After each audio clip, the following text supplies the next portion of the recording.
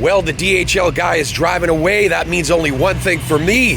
That means a couple of miners he's dropped off that I've been waiting for. Let's head inside.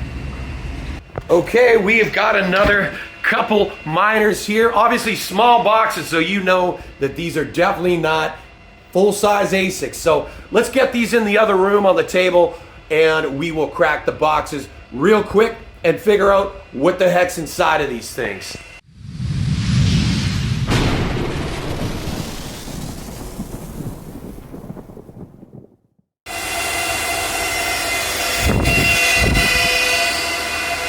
So I'm sure you can figure out what these possibly are because you can see the tape on the outside of the boxes here. So yes, they are Ipollo miners. What are they? Let's crack these boxes real quick and let's find out. So we have Ipollo V1 Mini SE Pluses. These are the 400 terahash model, and they also have the V1 Minis and the V1 Mini SEs, and these are their latest of their mini box ASICs. I guess they came out towards the end of last year, so you obviously get a miner inside the box. We'll get that out. This is the Wi-Fi antenna. You also get a couple of very thin, cheesy power cables, and inside these boxes you get the brick power supplies. We're not going to use those. I typically like to use the ATX power supplies on these. So we'll get them out of these boxes and set up and mining. Okay, so we've got our Ipollo V1 Minis almost ready to get set up here. Gonna set them up on my workbench temporarily and we'll move them after. So I have got an EVGA 850 watt power supply, so that'll be more than enough to power these. These are about 230 watts or so each unit.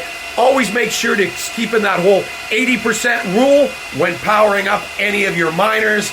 And what do I have here? This is a gold shell CK Box 2, so unfortunately this puppy is mining well underwater, so we're gonna disconnect it and I'm gonna get these Ipollo set up. All right, let's do it. Okay, so I've got my new Ipollo V1 Mini SE Pluses set up, powered up, and I have already gone ahead and configured the Wi-Fi on both of these miners. So if you are going to use these things without a wire connection, an Ethernet cable, you're gonna need to first plug in each miner, log into the dashboard, and configure the Wi-Fi. Now, I've already done that in an older video for the V1 Minis, same process. So again, I will post that video down below as I'm not gonna actually get into those details today.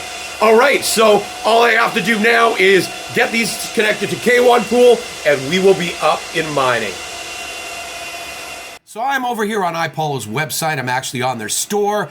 And this is actually where I purchased my two new V1 Mini SE Pluses. And at the time, now the sale has just ended, I was able to pick up two of these for $1,599 USD, which I thought was a pretty darn good deal compared to $1,139 for one unit. Again, I actually decided to purchase a second two units, which are in transit as well. I'm gonna keep this video short and sweet. Where we're gonna get these things set up? To start, as I already mentioned, last year I did a video where I focused on the setup of my V1 Minis and got them dual mining ETC in Zilliqa using the pool K1 Pool. Now at the time, other people were using Ezel Pool, so I did some comparisons between the two pools. So I'm gonna post the link to the other video down below because it goes into greater detail on complete setup of your Ipollo miner with the K1 Pool and the comparisons with Ezel, what I didn't like and what I liked more about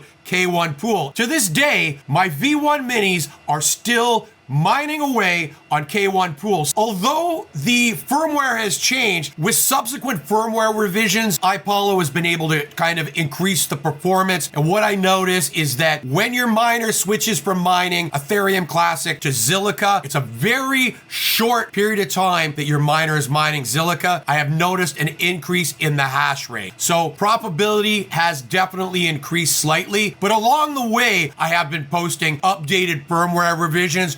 All right, so let's get this thing connected to the mining pool and up in mining. So we're logged into the dashboard of one of my new Ipollo V1 Mini SE Pluses. Again, if you don't know how to do that, watch the older video posted down below. So up here on the left, you can see our hash rate. Now we're ramping up, so this should hit around that 400 mega hash, and that's based on the factory spec. So we're gonna head over to K1 Pool. We're inside the dashboard of the pool, and up here to the left is the connection status to all of my miners that I have connected to the pool. So the first three here are my original V1 Minis. For some reason, one of my V1 Minis is down. They're over at my other building, so I'm gonna have to head over and take a look at that. It's a warmer day, so it could have something to do with that. And below here, you can see our two new V1 Mini SE Pluses. I've simply labeled them +01 and +02. So here we can see we're just over 400 mega hash, and this one's about 419 compared to the V1 Minis that are actually supposed to be around that 300 mega hash. And again, they're pretty much on par with where they're supposed to be. And below here, this is when the mining pool has auto switched over to mining Zilliqa. Again, a very short window. So the next time the auto pool switches us over, our V1 Mini SE Pluses should be ready to go. So what about the profitability of these little miners? Are they even worth your time? Just bear with me a minute. We'll quickly head over to ASIC miner value. I've gone ahead and put in V1 Mini SE Plus, but this is the caveat with ASIC miner value for this miner. They are only looking at the revenue generated from mining ETC Ethereum Classic. So this is really not a good representation because they're not taking into consideration the dual mining of Zilliqa. So based on just the one coin and this Ipollo V1 Mini SE Plus and an electrical rate of 12 cents a kilowatt, so you could be above or below that, they're telling us the total income before electric costs are $1.10, 67 electrical, and 43-cent profit. But we are, in all honesty, above this substantially. From me back and forth, K1 Pool and calculating this, and that's based on today's date. We are May the 13th, so obviously, we're on a day where Bitcoin is under 27,000 and it was lower than that, and everything is down.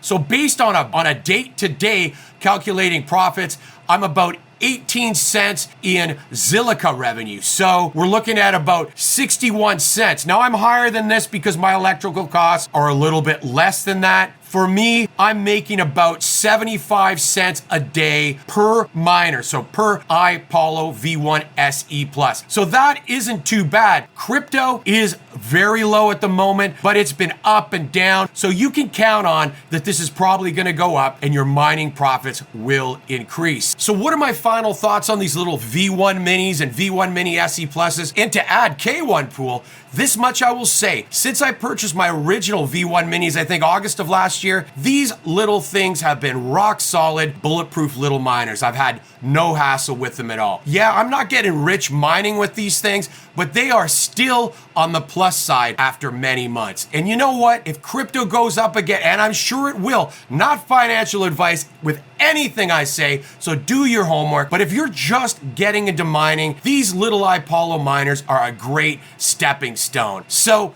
that's it for today's episode. Make sure you subscribe to my channel and like the video, and we're gonna see you all again really soon. Peace out.